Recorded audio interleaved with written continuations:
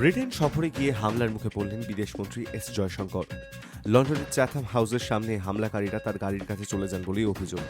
সেই সঙ্গে ছেঁড়া হয় ভারতের জাতীয় পতাকা। সংবাদ সংস্থা এএনআই জানাচ্ছে, বিদেশমন্ত্রীর ওপরই হামলার নেপথ্যে রয়েছেন খালিস্তানপন্থীরা। বুধবার রাতে চ্যাথাম হাউসে একটি আলোচনা সভায় যোগ দিতে গিয়েছিলেন জয়শঙ্কর। খালিস্তানপন্থীরা পতাকা নিয়ে জড়ো হয়েছিলেন অদূরের রাস্তার উপরই। পুলিশের সামনেই ভারত বিরোধী স্লোগান দিচ্ছিলেন তারা।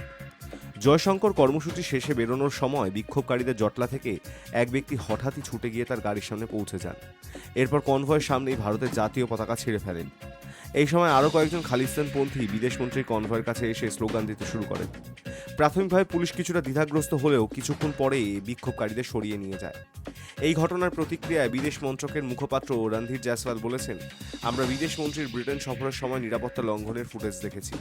বিচ্ছিন্নতাবাদী শক্তির এমন কাজ নিন্দনীয়।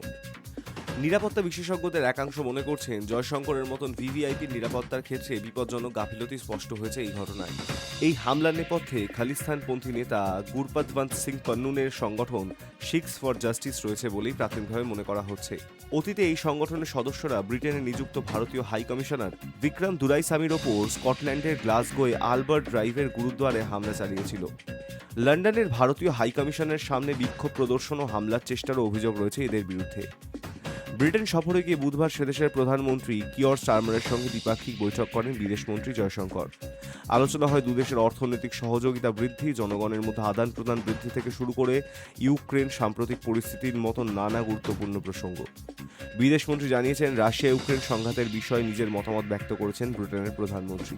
তিনি ছাড়াও বৈঠকে ছিলেন সেদেশের বিদেশ সচিব ডেভিড ল্যামি এবং অন্যান্য বর্ষিয়ান নেতা। Hi news network.